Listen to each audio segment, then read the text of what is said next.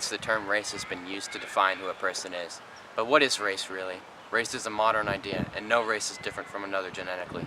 So why is the term race used to define someone, if it is impossible to reliably determine someone's race solely on the way they look? Through interviewing individuals, we will find out common misconceptions of what race is.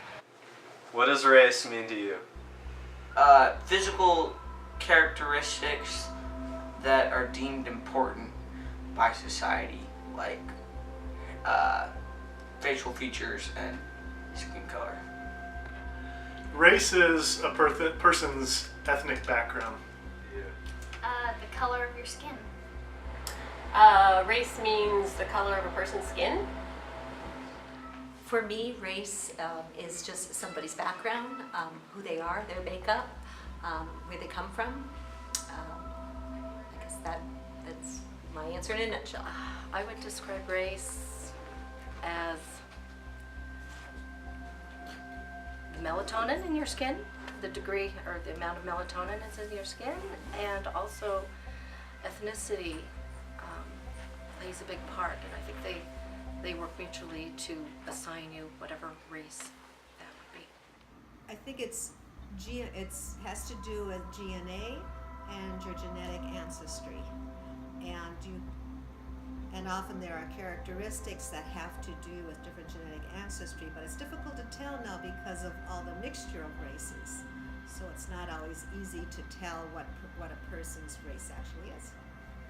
I think my definition of race is how people are different from one another in the way that they look.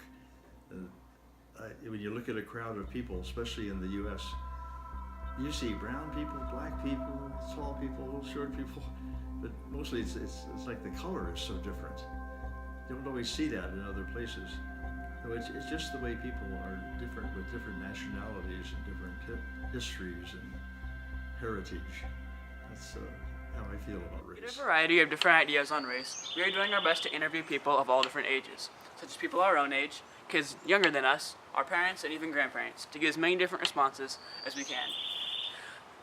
In our interviews, we asked one short question: define race. When coming up with questions, we had to avoid a few things, such as basically anything that would make another race seem superior to another or put down any other race. After interviewing multiple people, the basic idea of race that people had was the color of a person's skin along with where they are from. When in reality, race is a socially constructed category of identification based on physical characteristics, ancestry, historical affiliation, or shared culture, according to dictionary.com. Another misconception people have is that everyone falls into a certain skin color group. However, this is far from true. A Brazilian photographer named Angelica Das did a film shoot of over 2,000 people and came to the conclusion that no one falls into the same racial group, and that no two people have the same color skin. Polygenic traits are traits that are controlled by 2 or more genes. This is not only true about race, but it's a known fact. In skin color, there are over 300 different genes determining your skin color. Some of these genes are MC1R, SLC24A5, along with over 300 more.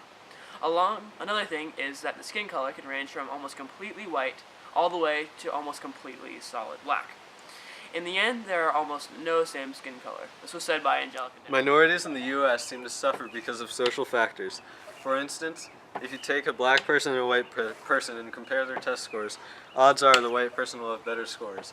This is by no means because the person is black, but because of social factors that have influenced minorities into not getting the support that white people sometimes take for granted.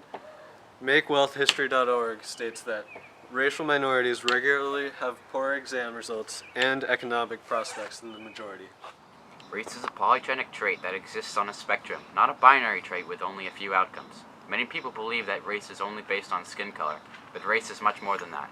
Race is a socially constructed category of identification based on physical characteristics, ancestry, historical affiliation, or a shared culture. Viewing race as a binary trait has caused people to think they are superior to people of other races. This trait exists on a continuum because race cannot be determined solely on your skin color. It is much more than that.